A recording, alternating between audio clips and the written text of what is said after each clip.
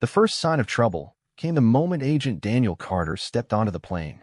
He had taken countless flights before, some for work, others for personal reasons, but he could always tell when something was about to go sideways.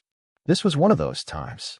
As he walked down the narrow aisle toward his first-class seat, he noticed the woman immediately. She was seated in 3A, a blonde in her late 50s, dressed in an expensive beige suit. Her posture was stiff, her expression carefully composed, but her eyes, those gave her away. The moment she spotted Daniel, her face tightened. It was a look he'd seen before. One that carried a mix of suspicion, discomfort, and something uglier lurking beneath the surface. Daniel ignored it. He had long since learned to pick his battles. Sliding into seat 4A, he exhaled, already looking forward to 3 uninterrupted hours of peace. He had been working nonstop for weeks, and this flight was a rare moment to unplug. His plan was simple: noise-canceling headphones, a nap, and then landing in New York, where his next assignment awaited. But peace was not in the cards. As soon as he settled in, the woman in 3A leaned toward the flight attendant. She spoke in hushed but urgent tones, her manicured hand gesturing subtly, yet unmistakably, toward Daniel. The flight attendant, a young man in his mid-20s, nodded hesitantly before making his way toward Daniel's seat. Daniel noticed. He always noticed. Something was about to go down, and he had a feeling it wouldn't be pretty. Daniel watched as the young flight attendant approached, his expression caught between uncertainty and discomfort. It was clear the guy didn't want to be doing this. "Excuse me, sir," the attendant said, stopping just beside Daniel's seat. I need to ask you something." Daniel raised an eyebrow. "Sure. What's up?" The attendant hesitated, then cleared his throat. "A passenger has expressed concerns." Daniel already knew where this was going. He kept his face neutral. "Concerns about what, exactly?" The attendant glanced toward the woman in 3A, who was now watching the exchange like a hawk. She caught his eye, then spoke up before the attendant could answer. "I don't feel safe sitting near him," she said, her voice loud enough for several passengers to hear. A few heads turned. Murmurs rippled through the cabin. Daniel remained silent, studying her. The flight attendant shifted uncomfortably. "Ma'am, I just think it would be best if he sat somewhere else," she interrupted. "I paid for first class. I shouldn't have to feel uncomfortable on my own flight." A tight silence settled in. The flight attendant's face was flushed now, clearly embarrassed. Daniel exhaled slowly, keeping his temper in check. He had been in situations like this before. Some people masked their racism with coded language. Others, like this woman, weren't even trying to hide it. He could have shut this down in an instant. One flash of his badge, and this whole situation would take a sharp turn. But he didn't want to pull that card. Instead, he leaned back in his seat, his expression calm. "And what exactly makes you uncomfortable?" The woman stiffened. "I just think it's suspicious that you're sitting here."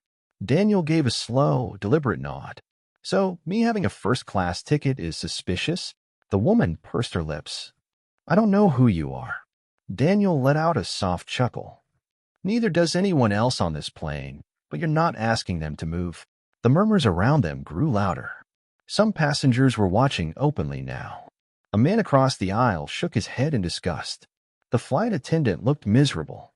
"Sir, But before he could finish, the woman leaned in, her voice sharp. "People like him shouldn't be sitting in first class." The moment she said it, the air in the cabin shifted. Daniel's jaw tightened. That was all he needed to hear.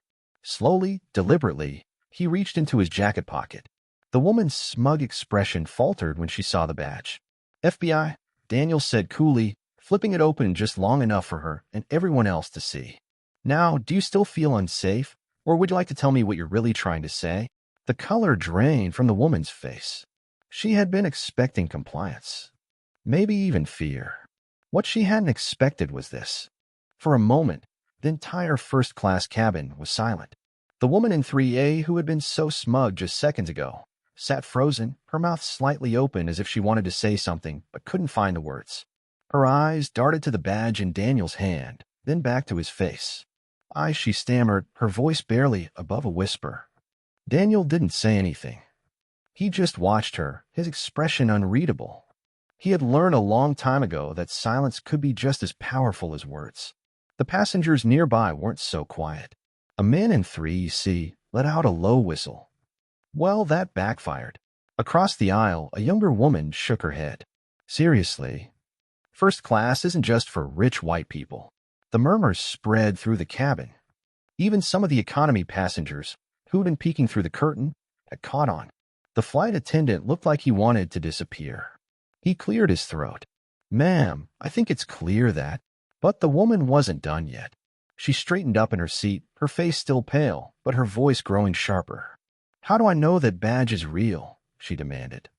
"Anyone can buy a fake FBI badge online." Daniel smirked. He had expected that. Without a word, he reached into his jacket again and pulled out his credentials. The official ID, the one that left no room for argument. He held it up, making sure she and everyone else watching could see. "Special Agent Daniel Carter," he said, his voice calm but firm. "You're welcome to verify it with the flight crew. Or if you'd prefer, we can have security meet us at the gate." The woman swallowed hard. Now, it wasn't just Daniel watching her. It was everyone. The flight attendant, regaining some confidence, stepped in. "Ma'am, unless you have an actual concern regarding security, I suggest you sit back and enjoy your flight." She looked around, realizing there was no way out of this. Her face twisted with frustration, but she finally let out a huff and crossed her arms. "Fine." Daniel didn't bother responding. He simply tucked his badge and ID away and leaned back in his seat, putting his headphones on as if nothing had happened. The tension in the cabin slowly faded. People went back to their conversations, though some still cast amused or disgusted glances at the woman in 3A. The flight attendant exhaled, giving Daniel an apologetic nod before walking away. And just like that, the situation was over. Or so Daniel thought. Because if there was one thing he had learned over the years, it was that people like her rarely let things go. And sure enough, she wasn't done. Not yet. The rest of the flight was quiet for a while. Daniel kept his headphones on, pretending to ignore the woman in 3A, though he could feel the occasional sharp glances she threw his way. She was stewing, angry, embarrassed, and worst of all, powerless. That last part, it was eating her alive. An hour into the flight, just as the attendants were serving drinks, Daniel noticed her whispering to the flight attendant again. This time, her voice was lower, her posture tight with frustration. The young man looked uncomfortable, but nodded slightly before walking toward the front of the cabin. Daniel sighed. He had a feeling he knew what she was doing. A few minutes later, another flight attendant, an older woman with a no-nonsense demeanor, came walking down the aisle. She stopped right beside Daniel's seat. "Sir, may I speak with you for a moment?" she asked. Daniel looked up and removed one earbud. "Of course." The woman's voice was calm but firm. "We received another complaint. The passenger in 3A claims she overheard you making a threatening comment." Daniel blinked.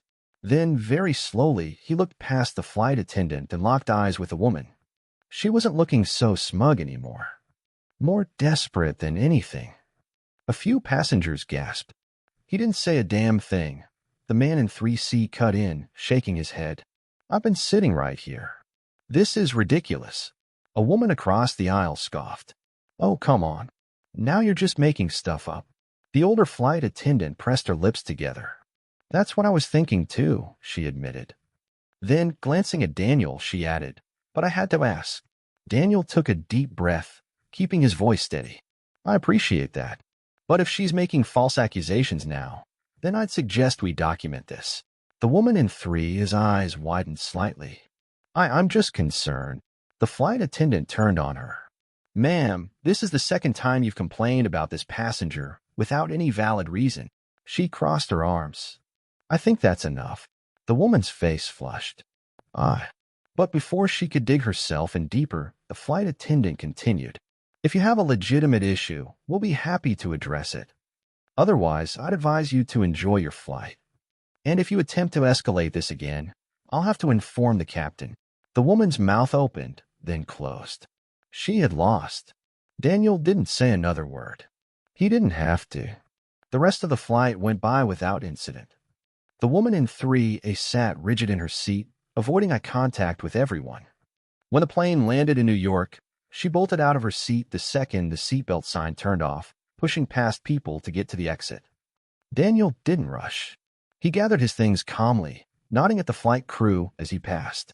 As he walked through the terminal, he spotted the woman up ahead, speed-walking toward the exit. She must have sensed him behind her, because she glanced back, her expression still tight with humiliation. Daniel didn't smile, didn't gloat. He just gave her a slow, steady nod, the kind that let her know he wasn't angry. He was just disappointed. And with that, he walked away, leaving her to sit with the weight of her own actions. She wouldn't forget this flight anytime soon, and neither would anyone else who had been watching. Daniel didn't think about the woman again until he reached baggage claim. The terminal was crowded, filled with exhausted travelers dragging suitcases and scrolling through their phones. He stood near the carousel, waiting for his bag, when he heard a familiar voice behind him. "Excuse me." He turned. There she with her. The woman from 3A. She looked different now. The arrogance was gone, replaced by something else. Unease? Shame? It was hard to tell. Daniel didn't say anything. He just raised an eyebrow, waiting. She hesitated, gripping the strap of her expensive handbag like a lifeline. She exhaled sharply, then squared her shoulders. "I just wanted to say, I might have overreacted on the plane." Daniel studied her. She couldn't even say it. Couldn't say what she had done. But this was the closest thing to an apology he was ever going to get from someone like her.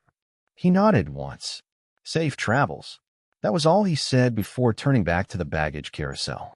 The woman lingered for a moment, as if expecting something more. Acknowledgement. Maybe even forgiveness. She didn't get it. After a few seconds, she walked away, disappearing into the crowd. Daniel watched his bag slide down the conveyor belt and grabbed it. Some lessons hit fast and hard. Others take time to sink in. He had a feeling that woman wouldn't forget this one anytime soon. And that was enough.